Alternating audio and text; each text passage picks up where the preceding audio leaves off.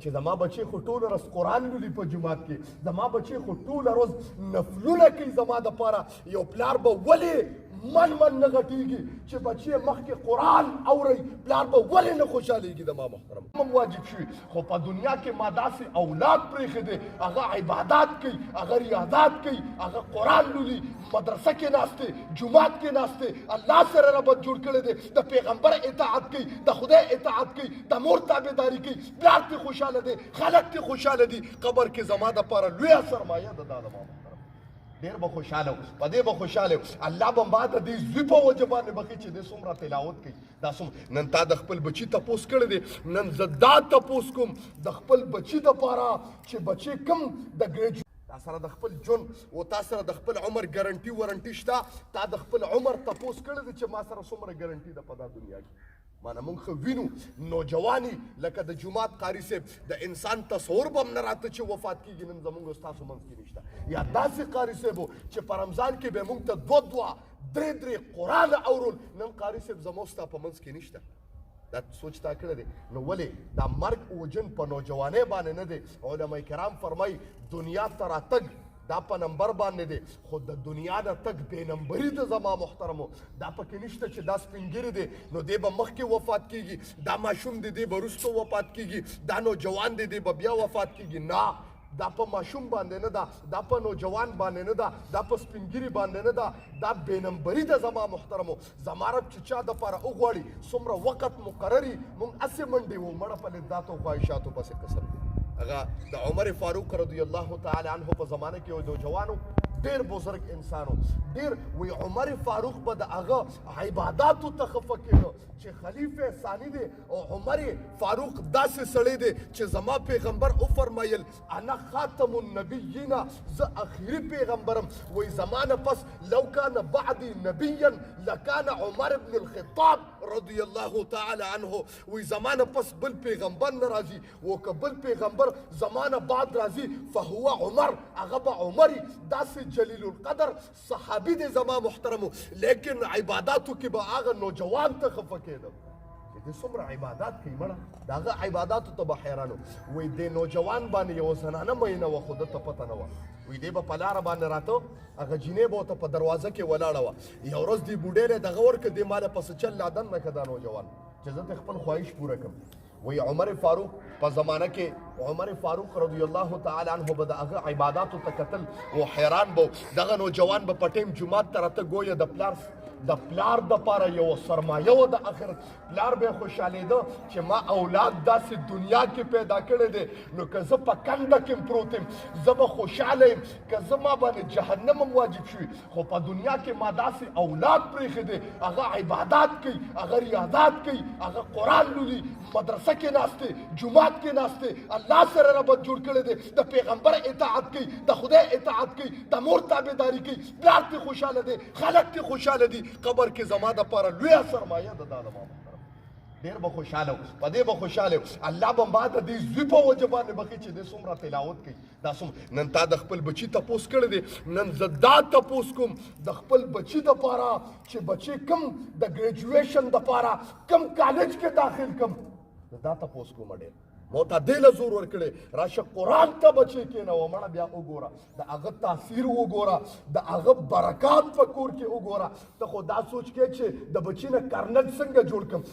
د بچي نه هلکه ډي ایل جي ډي ایس پي ته څنګه جوړ کړم چې مال دنیا وګټي، شهرت دنیا کې پیدا کړي. عارضي شهرت دی، عارضي دغه دی زما محترمو. زموږ ستا دپاره ابدي دغه چې دی هغه قرآن او حدیث دی چې بچي ته وګټي.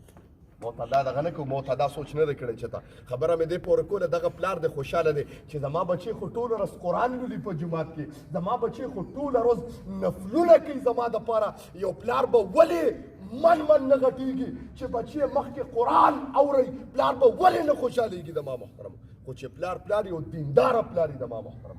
وی دغه نوجوان دی چې را روان دی هغې جینۍ پسې چل باندې کور ته دننه کړ. چې دننه کړ وی आवाज ورته که زه تا ته حیران یم، زه خو روزانه تا ته په دا دروازه کې ولاړ اشارې هم درته کوم، ته انسان یې که حیوان یې ته خو برم نه ګورې، دا ولې او د زمانو نه در باندې مین یم ده ورته وایي زه په خدای مین یم که نه هغه زنانه ته چې ده به څنګه وکتل ګویا د خدای دغه دی وایي د انسان بشري تقاضا ده چې زنانه ته وګوري خامخا د زمانو بزرګان دې زنانو والي دي وایي لږ ساعت چې ورنږدې شي هغه زنانه ورته وخندل موسکی شو ورته هغه د خندا هغه ادا د ده په زړه کې لږ غوندې معمولي شان کور جوړ کړ ها محبت پیدا شو دې کور ته د ګناه دپاره ورغې وایي چې څنګه ورنږدې کېده قرآن کې الله فرمائی ان الذين اتقوا اذا مسهم طائف من الشیطان تذکروا وی کله چې لاس ورچو دغه زنانه ته قرآن کې الله فرمائی تذکروا زه رب ورته یاد شوم ما رب وی په غیرت کې رالم ما وی بنده ته زمانه ګناه نشي کولی ځکه ټول عمر تا ما سره رابطه جوړه کړې ده اوس زه ستا دا رابطه په دا ګناه باندې نشم بدلولی الله قرآن کې تذکره وکړه تذکروا ما ورته و یاد کړه وی دغه نوجوان فاذا هم مبصرون وی دغه نوجوان نظر ولګېده ظاهري معنی باطني سترګې کولو شي بېهوشه چې وراپرېوتله ما محترم چې زه څنګه بند یم ما خو ټول عمر د خدای په یاد کې تېر کړی دی ما خو ټول عمر د الله د رضا دپاره د ګناه نه ځان ساتلی دی او زما رب ویلی دی ولمن خاف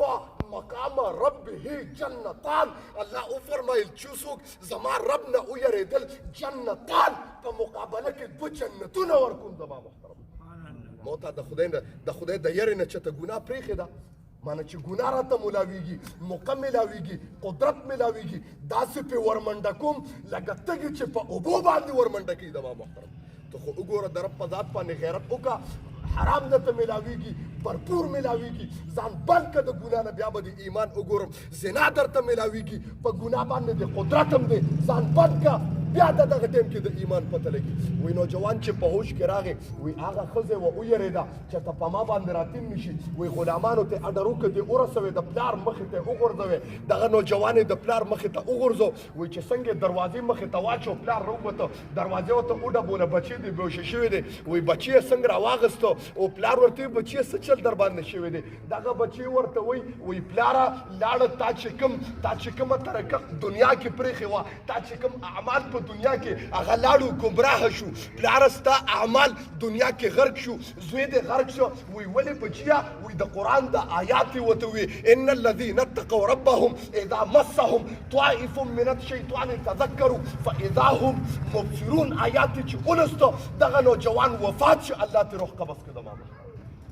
وی دا پلار ډیر حیران دی او پلار خفه شو عمر فاروق رضی الله تعالی عنہ تپوس کوي نوجوان باندې څه چل شوی دی هغه ورته پلار ورته جواب کوي وی زبازوی د قرآن یو آیات مړ که قرآن آیات یې ولوسته مړ شو وی عمر فاروق رضی الله تعالی عنہ ته چې چا مسله ذکر کړه خبره ورته وکړه راغې په قبر ورته ودرېده ورته आवाज وکړه قسم دی زه عمر بستا اعمالو ته خفه کېدم په دنیا کې ته قرآن نه